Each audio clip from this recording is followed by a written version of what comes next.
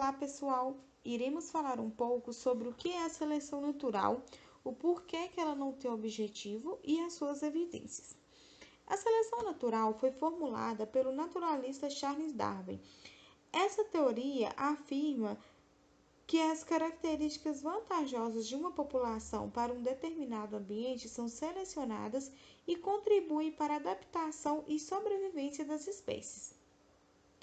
Ela ocorre pela necessidade de sobrevivência e adaptação das espécies ao ambiente.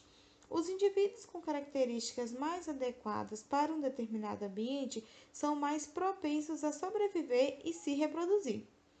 Assim, as características vantajosas dentro de uma população são passadas para a geração seguinte.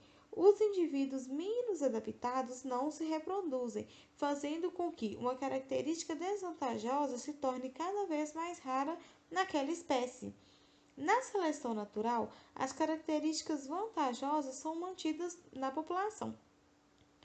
Os mecanismos que causam a seleção natural é a luta pela sobrevivência, porque não há recurso para todos, hereditariedade, que nasce na próxima geração, herda as características da geração anterior que os tornaram capazes de sobreviver e reproduzir, e a viabilidade genética.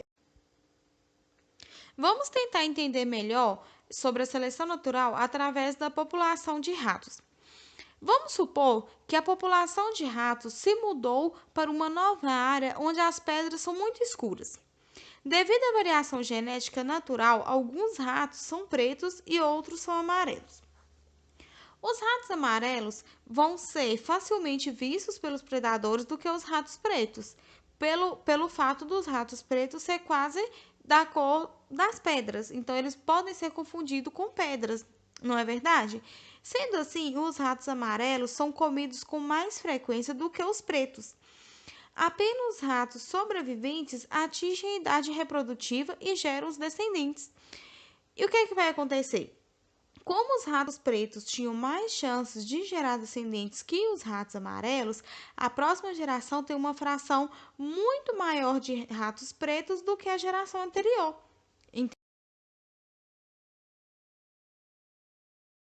Agora, como exemplo, vamos usar os tendilhões das Galápagos e de Darwin. Quando Charles Darwin visitou as Ilhas Galápagos, registrou a presença de várias espécies de tendilhão, que tinham aparência muito similar, exceto pelos seus bicos.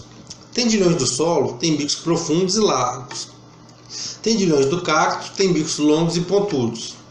Tendilhões rouxinóides têm bicos afilados e pontudos.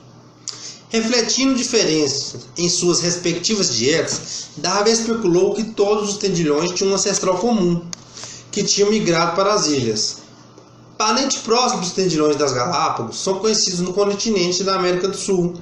É o caso dos tendilhões de Darwin, que se tornou desde então um exemplo clássico de como a seleção natural levou à evolução uma variedade de formas adaptadas a nichos ecológicos diferentes a partir de uma espécie ancestral comum. A partir de agora, iremos entender quais são os objetivos da seleção natural. A seleção natural é um processo muito simples, mecânico, porém é muito fácil incorrer em erros conceituais, pois é um processo que não trabalha de acordo com a lógica humana. Em todo o processo de aprendizagem, acostumamos a entender todos os processos e encontrar suas causas, seus efeitos, seus objetivos. Porém, a seleção natural não tem objetivos. Isso mesmo, não tem. Da próxima vez que alguém te perguntar qual o objetivo da seleção natural, você já sabe responder: nenhum. Explicando, a seleção natural é um processo passivo que acontece ao acaso. Não pode ter um objetivo, pois ao afirmarmos isso, estaríamos dizendo que este processo tem vontade própria, age de acordo com a consciência. No entanto, podemos pensar o seguinte: mas a seleção natural não serve para tornar as espécies mais adaptadas? E a resposta é: quase certo. Ela acaba deixando na Terra apenas as espécies mais adaptadas, mas isso é apenas uma consequência. Em nenhum momento houve um desejo de manter essa ou aquela espécie. Tudo é apenas um processo biológico e se determinadas espécies acabam se perpetuando enquanto outras desaparecem, isso é uma mera consequência deste processo. A seleção natural só ocorre devido à variabilidade que irá produzir organismos ligeiramente diferentes. A partir daí, apenas os mais aptos dentre todos sobrevivem. Os indivíduos de uma determinada espécie não são iguais entre si. Eles trazem, em decorrência da variabilidade, pequenas diferenças que os fazem únicos. Essas diferenças podem ser em relação a aspectos físicos ou aspectos comportamentais. E essas características são cruciais para a seleção natural. Então, pessoal, agora vamos falar sobre as evidências da evolução. Quais são as evidências da evolução? Os registros fósseis, com os quais podemos estudar os animais que viveram há milhões de anos atrás.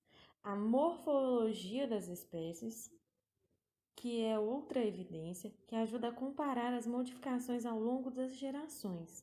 E o código genético, quanto mais parecido em suas combinações proteicas, maior é o grau de parentesco.